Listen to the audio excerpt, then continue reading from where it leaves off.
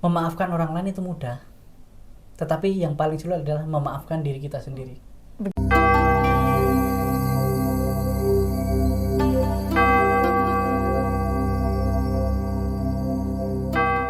Para pendengar RRI Pro 1, khususnya umat Buddha dimanapun Anda berada, terimalah salam kasih dari saya, Sukihotu Namo Buddhaya. Namo Buddhaya. Jumpa kembali dalam acara Mimbar Agama Buddha. Bersama saya, Piping Liana, yang pada hari ini ditemani oleh Bante Dirapuno. Beliau adalah Biku Sangga dari Sangga Agung Indonesia dan saat ini merupakan anggota Lembaga Hubungan Lintas Sangga, Agama, dan Internasional. Terima kasih telah bersedia hadir. Terima kasih juga. Apa kabarnya hari ini, Bante? Biasa saja sih. Kalau boleh saya nanya, kenapa biasa aja, Bante? Ya, karena dalam hidup ini sebenarnya baik buruk itu dari diri kita sendiri. Dan baik buruk itu tidak ada yang perlu kita salahkan atau kita sesali. Ya, salah satu kunci bahagia kan bagaimana kita bisa menerima sesuai dengan kenyataannya. Gitu. Maka setiap hari sebenarnya biasa saja, tergantung kita yang mengemasnya. Begitu, Bante, sesuai dengan kondisi saat Kondisi ini ya, saat Bante ini, ya. betul. Menarik sekali pemikirannya, Bante. Tema yang akan kita bahas pada hari ini adalah arah langkah. Tema yang sangat menarik, membuat saya pun berpikir keras sebenarnya, Bante. Arah langkah saya hidup saya ini sebenarnya seperti apa? Gitu, sebenarnya dalam perjalanan hidup kita sebagai manusia, tentunya langkah yang paling pertama adalah kelahiran kita. Kelahiran kita sebagai manusia di dunia ini. Dan tentunya arah langkah yang kita pilih juga akan menentukan tujuan hidup kita. Bagaimana menurut pandangan Bante? Ya, jadi arah langkah ini adalah salah satu awal ya bagaimana kita memutuskan untuk menjalankan hidup dan menjalani hidup. Karena hidup ini hanya satu arah. Jangan sampai kita salah langkah istilahnya. Banyak orang takut melangkah karena takut salah. Tetapi kalau kita dari awal sudah mempunyai arah langkah yang kita yakin sendiri dari dalam diri kita sendiri, dengan keyakinan, sadar keyakinan kita, dengan semangat kita, apapun langkah yang kita ambil, usahakan tidak mengandung penyesalan. Ya, jadi baik buruk yang terjadi nanti, ini saya sendiri yang memutuskan. Dan salah juga tidak mengapa, Bante ya. Iya, maka ketika kita melangkah, jangan takut, bukan karena takut salah, tetapi ketika ada sesuatu yang kurang tepat ataupun hasilnya nanti kurang sesuai dengan harapan kita udah siap gitu. Banyak orang berkata salah langkah itu ketika dia tidak menerima kenyataan yang ada, hasilnya nanti, tapi kita nggak sadar bahwa kita loh yang melangkah sendiri. Keputusan di tangannya kita sendiri semuanya. Keputusan di tangan kita belajar Buddha Dhamma, mana sih jalan yang harus kita lalui dan mana yang tidak boleh kita lalui. Ketika kita sudah tahu belajar jalan, kita di dalam Buddhis kan ada 3 jalan yang kita ketahui. Nah, maka jalan yang terlalu keras, ekstrim, dan jalan yang terlalu malas-malasan. Tetapi kita sudah punya panduan loh, kita harus di jalan tengah. Jalan tengah ini kita tidak terlalu ekstrim dan tidak terlalu malas-malasan. Nah, maka di sini ketika kita sudah tahu jalan kita tepat, maka arah langkah kita kemana, tujuan kita kemana. Nah, seperti itu. Tujuannya pasti gitu ya, Ya, Bante tujuan ya. sudah pasti dan kita sudah siap menerima kondisi yang ada sebagaimana adanya. Maka kalau prinsip saya sendiri ya, saya tidak menyesali apa yang sudah saya alami walaupun itu hal yang salah. Tetapi saya belajar dari kesalahan untuk supaya melangkah lagi tapi tidak dengan rasa takut. Jadi arah langkahnya itu kalau udah jalan segini masih bisa kita belokkan gitu maksudnya, Bante? Iya, karena perjalanan hidup ini naik turun ya, dimana ketika kita melihat arah jalan kita dan kita memutuskan untuk itu, jadi nggak ada penyesalan walaupun belum tepat, tetapi kita terus melangkah. Kadangkala penyesalan dan rasa takut dikarenakan kita belum siap menerima kenyataan yang ada sebagaimana adanya. Orang yang terikat dan mengikat pada penyesalan masa lalu, maka kita akan sulit melangkah walaupun sebenarnya benar loh ini. Tapi karena pernah salah dan kita menyalahkan diri sendiri dan kita menyesali, mau melangkah kita sulit. Kita akan tetap di tempat itu juga. Di tempat itu juga ada keraguan yang mendalam mungkin ya, karena ada kesalahan yang pernah kita lakukan dan kita tidak bisa memaafkan diri sendiri. Kira-kira bagaimana mengatasi hal tersebut, Bante, kalau kita udah stuck di suatu jalan, terus kita tidak berani untuk maju ke depan? Ya, kadangkala perlu seperti memaafkan diri sendiri, kemudian perlu kita bagaimana bisa dikatakan seperti penyembuhan jiwa ya. Penyembuhan jiwa ini bagaimana sih kita bisa memaafkan diri sendiri dan kita bisa melangkah lagi. Tentunya perlu yang namanya pelepasan. Dan keberanian juga mungkin, Bante. Iya. Kalau kita sudah melepas kesalahan, kemudian kita melepaskan akan kita menyalahkan diri sendiri, otomatis keberanian itu ada. Kenapa kita kadang-kala nggak berani? Bukan karena di depan itu banyak tantangan atau rintangan, tapi kadang-kala kita dipegang oleh kesalahan masa lalu kita sendiri. Begitu. Mungkin dari kita semuanya, sahabat Pro RRI Makassar yang mendengar hari ini, kita pernah takut melangkah, kemudian takut bergaul sama orang dan lain sebagainya. Bukan karena kita takut mereka, tapi kita pernah memiliki sedikit kesalahan, tapi kita menyalahkan diri kita sendiri. Kita tidak bisa memaafkan. Nah, ada salah satu survei itu membuktikan bahwa memaafkan orang lain itu mudah, tetapi yang paling sulit adalah memaafkan diri kita sendiri. Begitu ya, Bante. Kita kayaknya lebih strict kepada diri kita sendiri daripada kepada orang lain. Nah, dan parahnya kita jarang sekali merasa bahwa saya ada salah, tetapi ada luka yang belum bisa kita terima gitu. Dan mungkin kadang kita merasa kita tidak punya luka, tapi luka itu ada dalam diri kita, Bante. Itu yang saya bilang tadi. Seperti kita sakit, tetapi kita tidak menerima sakit. Bagaimana kita mau mengobatinya? Nah, begitulah penderitaan dalam hidup ini. Ketika kita ada langkah yang belum tepat, arah langkah kita yang belum jelas, belum sesuai, kita bisa memperbaiki sambil berjalan. Mungkin berhenti untuk istirahat, tetapi jangan untuk berhenti. Karena hidup ini tentang perjalanan. Cepat tidak harus berlari, apalagi lari dari kenyataan. Itu yang sering terjadi. Itu yang paling sering terjadi, Bante, lari dari kenyataan. Dan kunci hidup bahagia yang paling utama sebenarnya berawal dari diri kita sendiri, berarti kan, Bante. Betul. Kan? Jadi apakah arah langkah yang kita pilih ini merupakan kunci kebahagiaan kita juga itu? Sudah pasti. Ini salah satu hal yang mendasar kalau kita berbicara tentang kebahagiaan. Dari dalam diri sendiri, dan walaupun mungkin orang lain, orang-orang di sekitar kita mempengaruhi bahagia menderita kita, itu juga tergantung kita mengizinkan atau tidak. Ya, sering orang di dalam kehidupan kita sehari-hari, mungkin sahabat-sahabat Pro RRI Makassar yang mendengarkan, kita sering menggantungkan kebahagiaan diri kita kepada orang lain. Kadang kita ikut orang lain supaya kita bahagia. Dan ketika kita udah ikut sepanjang perjalanan tidak ada kebahagiaan, kemudian kita menyalahkan yang kita ikuti. Atau bukan menyalahkan diri sendiri, Bante. Tapi menyalahkan orang yang kita ikuti. Misalnya ketika orang berkeluarga, anak muda yang masih pacaran misalnya, apa yang kamu bisa berikan untuk saya? Maka saya akan membahagiakanmu. Apa yang bisa kamu berikan? Apa yang sudah kamu berikan?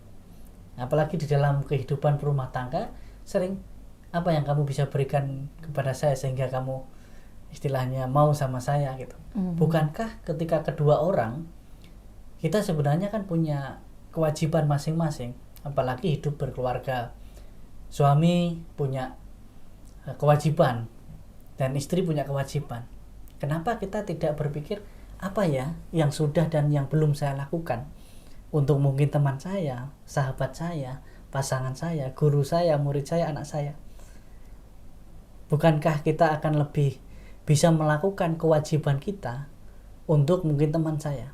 Dan teman saya, mungkin suami Anda, istri Anda, orang tua Anda, anak Anda juga ketika berpikir demikian, apa ya yang belum saya lakukan? Nah, ketika kita melakukan, bukankah keduanya akan mendapatkan kan?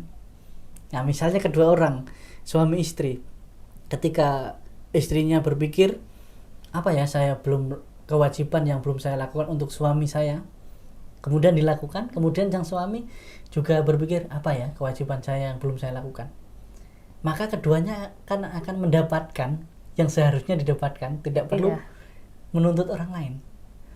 Itulah yang namanya arah langkah. Bagaimana kita menata langkah kita tidak mempengaruhi langkah orang lain, dan istilahnya kita bahagia itu tidak harus tergantung atas orang lain memberi kebahagiaan kepada kita, tapi justru kebahagiaan kita harus mempengaruhi kebahagiaan orang lain juga.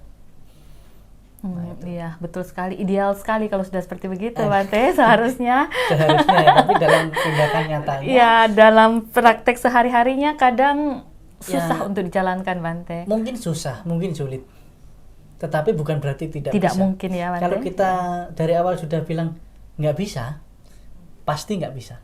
Karena kita tidak akan melakukannya. Tapi kalau kita berpikir, ya memang mungkin sulit, tapi bukan berarti tidak bisa. Betul sekali, Bante. Ada usaha yang harus kita jalankan.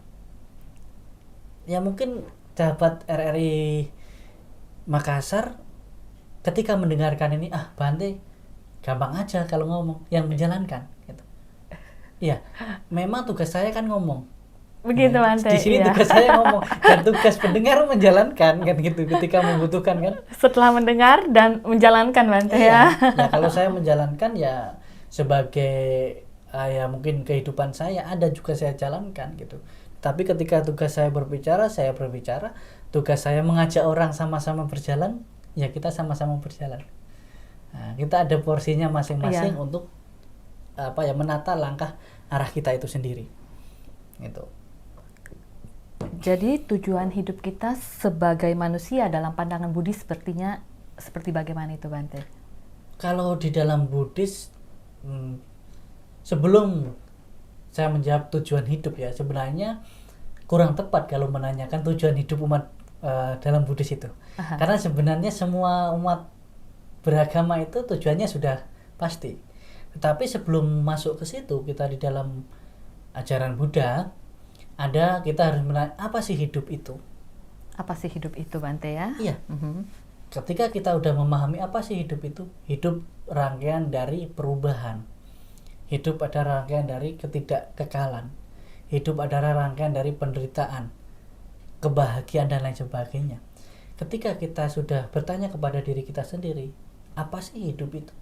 Hidup adalah fenomena yang terus berputar, tidak ada yang kekal. Maka kita tahu tujuan hidup kita. Kalau kita merasa bahwa hidup ini kan kadang ada ya, hidup ini kan sekali aja, Bante. Kenapa nggak kita nikmati? Terserah dong mau apa. Iya, betul, Bante. Tetapi di dalam Buddhis ada hal yang perlu kita renungi, bahwa kehidupan ini akan bersambung dan kemudian akan ke episode yang selanjutnya atau kehidupan yang akan datang. Maka ketika kita memahami apa sih hidup itu, hidup adalah rangkaian sebab akibat dari penderitaan itu sendiri.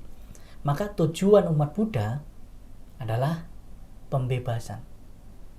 Pembebasan adalah pencapaian tertinggi di dalam agama Buddha. Kalau tujuan saya sukses, Bante, tujuan saya bahagia, itu fenomena kehidupan saja yang terus terjadi pada saat kehidupan yang ini saja. Kehidupan begitu, dulu, Bante. saat ini ataupun yang akan datang, tapi ini akan berubah dan akan mengalami penderitaan lagi kan. Iya. Tapi kalau tujuan umat Buddha adalah berhentinya sebab penderitaan dan penderitaan itu sendiri, itulah tujuan. Sudah kosong, sudah ada tapi tidak ada, tidak ada tapi ada. Nah, itulah tujuan umat Buddha adalah pembebasan. Tidak lagi surga, tidak lagi alam dewa, tidak lagi sukses, tidak lagi bahagia, tapi kebahagiaan tertinggi yang sudah berhenti di situ. Itu bukan satu kondisi lagi, tetapi memang akhir dan tujuan umat Buddha itu sendiri. Jadi arah langkah yang kita jalani dari setiap kehidupan, bagaimana caranya agar bisa menuju ke uh, langkah yang terakhir itu, Bante? Iya. Apa yang harus kita persiapkan? Persiapkan ya. Iya. Sebenarnya bukan hanya persiapan sih, tapi apa yang harus kita lakukan betul. untuk melangkah itu sendiri. Jadi kita hidup ini ibarat di atas perahu. Jadi kita mau ke seberang kan.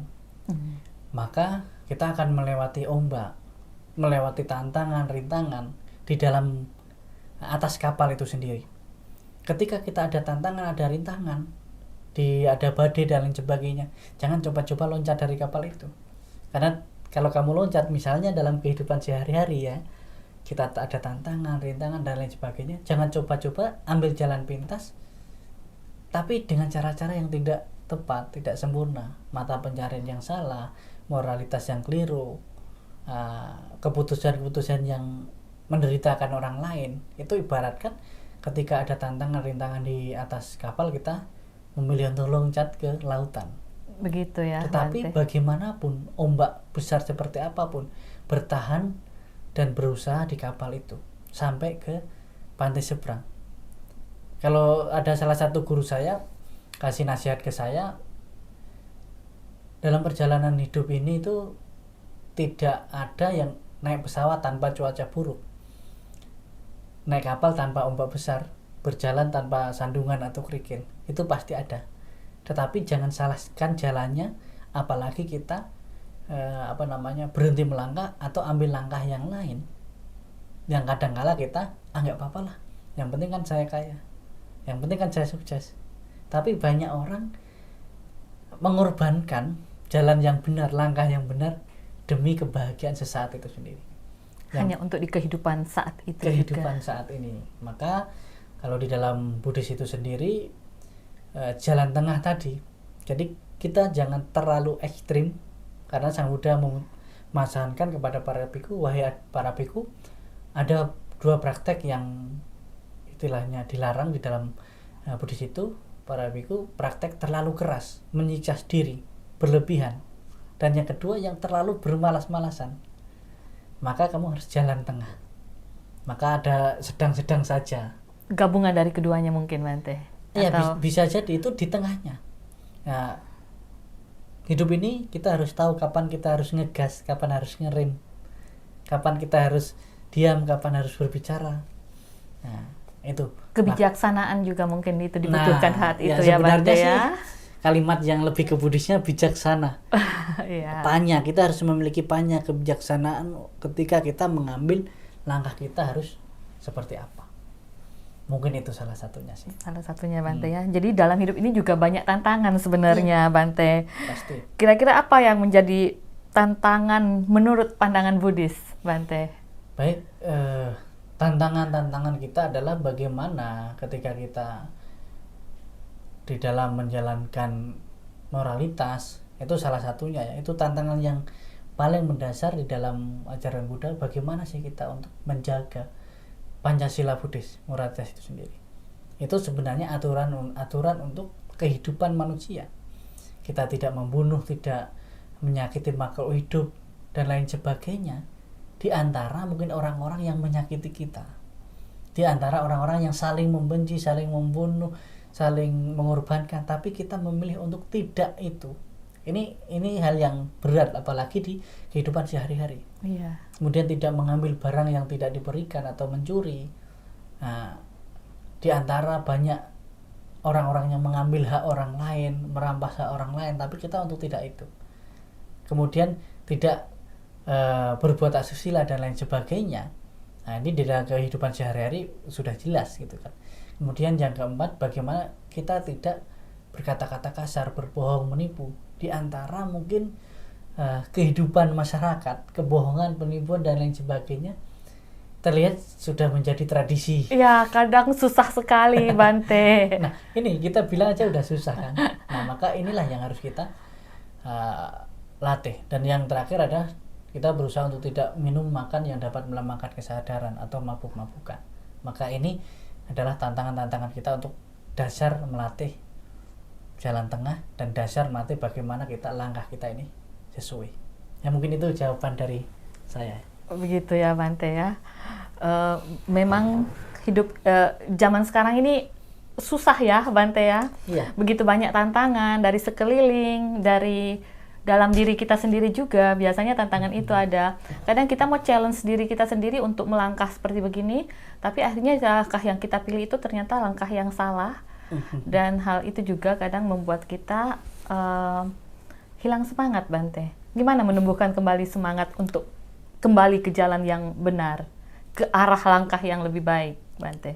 Ya, setiap orang punya masa lalu dan setiap orang berhak menentukan masa depannya.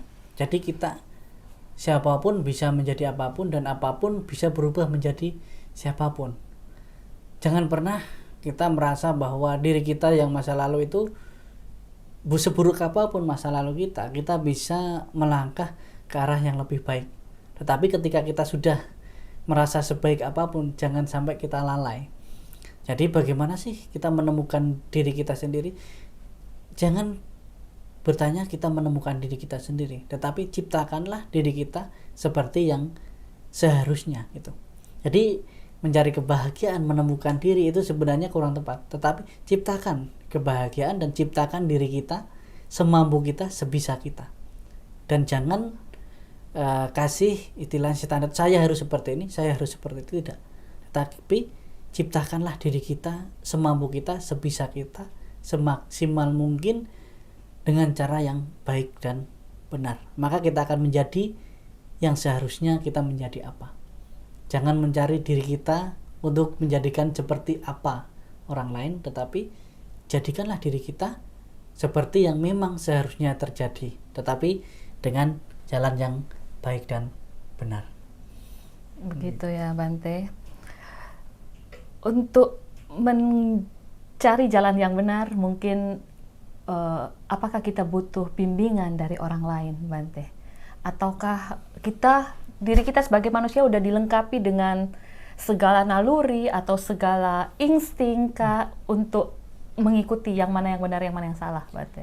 Ya, guru pembimbing atau panduan itu sangat penting ya. Tetapi yang terpenting bagaimana ketika kita dapat ajaran, dapat bimbingan, kita harus benar-benar menjalani itu dengan baik dan benar. Kadang-kala kalau kita hanya terfokus pada pembimbing dan lain sebagainya, kita malah sedikit-sedikit ngeluh dan lain sebagainya. Cengeng gitu ya, Bante ya. Maka kita di dalam ajaran Buddha sudah jelas loh di situ kita harus seperti apa, harus melangkah kemana. Maka kita harus memiliki sadar keyakinan, kita harus memiliki ganti kesabaran kita, bagaimana kita harus bersabar memang menjalankan itu. Kadangkala kalau kita terlalu fokus kepada orang lain, ikut orang lain, kadangkala justru itulah membuat diri kita merasa tersesat tadi. Begitu, Bante. Saya selalu ingat kalimat daripada sebelum engkau menemukan seorang guru atau sahabat yang seperjalanan, mending engkau berkelana seorang diri. Bagus sekali, Bante. Mungkin ada closing statement untuk para pendengar kita, Bante? Baik-baik, para pendengar Pro RRI Makassar dimanapun Anda berada, jangan takut melangkah. Yang terpenting langkah kita tidak menakutkan orang lain, karena hidup ini tentang perjalanan, bukan tentang pelarian, apalagi lari dari kenyataan. Oke, terima kasih. Terima kasih, Bante, atas sharingnya pada hari ini. Semoga apa yang diajarkan Bante pada hari ini dapat menjadi perenungan, dapat memberikan manfaat bagi kita semua, sehingga kita mampu memahami arah langkah dan tujuan hidup kita sebagai umat Buddha.